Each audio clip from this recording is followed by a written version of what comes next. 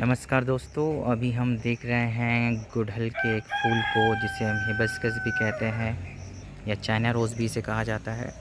ये एक अच्छा डेमोन्स्ट्रेटिव फ्लावर है to represent the different parts of flower. और ये साइज़ में भी काफ़ी बड़ा है। गुड़हल की कई वैरायटीज़ हमें मिलती है, कलर्स में, साइज़ में और पैटर्न में भी। और उनमें से सबसे बड़े साइज़ का ये गुड़हल है, जिसका साइज़ अगर मैं इसके पास में अपने हाथ को रखूँगा तो आप समझ पाएंगे लगभग मेरे हथेली के बराबर के साइज़ का है। तो अभी ऐसे सभी पौधे जिनमें फ्लावर्स होते हैं, उनमें हम बेसिकली उनको दो पार्ट में डिवाइड कर सकते हैं, वेजिटेटिव और रिप्रोडक्टिव पार्ट। तो फ्लावर रिप्रोडक्टिव पार्ट में आता है। चलिए अब एक एक करके इसके सभी भागों को समझते हैं। ये वाला जो हिस्सा है एक्चुअल में जहाँ से ये पौधे से जुड़ा हुआ होता है, इसे हम सामान्य भाषा में डंठल कहते हैं। पेडंकल इसका अंग्रेजी नाम है और इसे स्टेम का मॉडिफाइड रूप भी कह सकते हैं, जो फर्दर इस फ्लावर को होल्ड करता है। So this is the part with which this flower is getting attached with the stem and it is known as peduncle. डंठल के आगे का हिस्सा या पेडंकल के आगे का हिस्सा अगर हम देखेंगे तो यहाँ हमें ये छोटी छोटी पतली सी लीव्स दिखाई दे रही है, जो एक्चुअल में बर्ड को कवर करती है, बर्ड को एक्स्ट्रा प्रोटेक्शन देती है। इसे हम ब्रैक्ट कहते हैं या हरित दल हिंदी में इसे कहा जाता है। तो ब्रैक्ट के बाद फिर हमें एक और लेयर दिख रही है जो एक्चुअल में बर्ड का हिस्सा होती है और फ्लावर को जो कवर करती है। इसकी एक यूनिट को हम बोलते हैं सेपल। अगर हम यहाँ देखें तो कितनी यूनिट्स हैं, 1 2 3 4 5, सो 5 सेपल्स आर देयर। और ये 5 सेपल्स के कंप्लीट सर्कल को हम कहते हैं कैलिक्स। तो हम इसे निकाल लेंगे ताकि हम आगे का हिस्सा देख सकें। तो हमने सेपल वाला हिस्सा पूरी तरह से अलग कर लिया। सेपल के इस पूरे सर्कल को हम कहते हैं कैलिक्स और इसकी एक यूनिट को हम कहते हैं सेपल। आगे देखते हैं, ब्रैक्ट को भी निकाल लेते हैं। अब ये जो कलरफुल हिस्सा हमें दिख रहा है फ्लावर का, इसके एक यूनिट को हम बोलते हैं पेटल। तो यहाँ पर ये सबसे अट्रैक्टिव हिस्सा है फ्लावर का, जिसकी वजह से मधुमक्खियाँ या दूसरे इंसेक्ट्स जो अट्रैक्ट होते हैं और पॉलिनेशन में मदद करते हैं। चलिए अब इसमें कितनी यूनिट है पेटल की, 1 2 3 4 5, ठीक है। और इस पूरे सर्कल को, मतलब ये पांचों यूनिट अगर हम मिला लें तो जो सर्कल बन रहा है उस सर्कल को बोलते हैं कोरोला। तो कैलिक्स पहला सर्कल था जिसकी एक यूनिट थी सेपल। अब ये कोरोला सेकंड सर्कल है जिसकी एक यूनिट को हम बोलते हैं पेटल।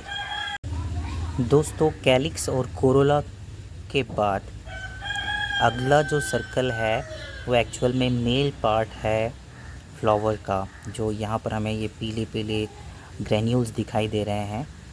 इनकी एक यूनिट को बोलते हैं स्टेमन और इसकी एक यूनिट को निकाल के हम डिटेल में इसकी स्टडी करेंगे। और ये पूरे सर्कल को हम बोलते हैं एंड्रोशियम। यस, चलिए एक पर्टिकुलर यूनिट को निकाल कर देखते हैं।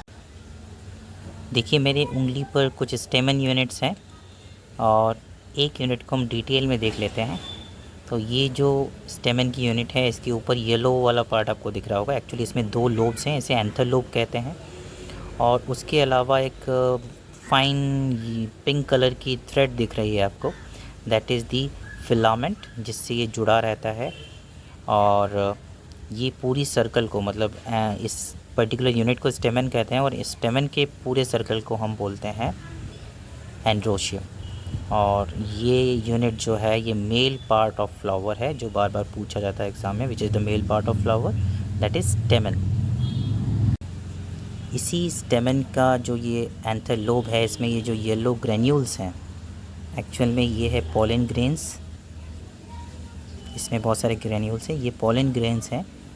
जो फाइन येलो डस्ट आपको दिखाई दे रहा है, दैट इज़ पॉलन ग्रेन। और ये है मेल गैमेट ऑफ फ्लावर।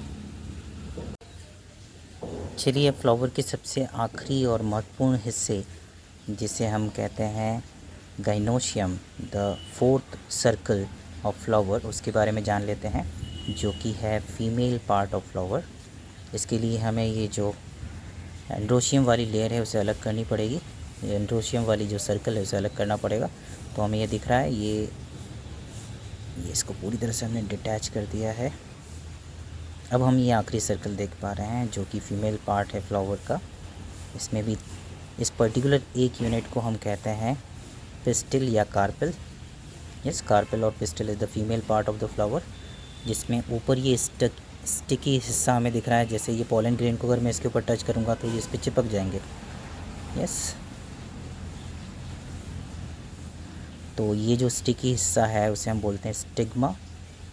और स्टिग्मा से नीचे आते हैं तो ये जो वाइट कलर का ट्यूब हमें दिखाई दे रहा है जो अभी बंद है, ये ओपन होता है जब पॉलन ग्रेन को नीचे आना होता है पॉलिनेशन के दौरान, और इसे हम कहते हैं स्टाइल। तो स्टिग्मा सबसे टॉप वाला स्टिकी हिस्सा, फिर ये ट्यूब स्ट्रक्चर जो है वाइट कलर का, ये है स्टाइल, और ये है ओवरी। ये फ्लावर का ओवरी है और इसे हम कट करके देखेंगे तो हमें अंदर ओव्यूल्स भी दिखाई देंगे। Let us see it. ये ओवरी है हमारे हाथ में, हमने स्टाइल और स्टिग्मा वाला हिस्सा अलग कर दिया है।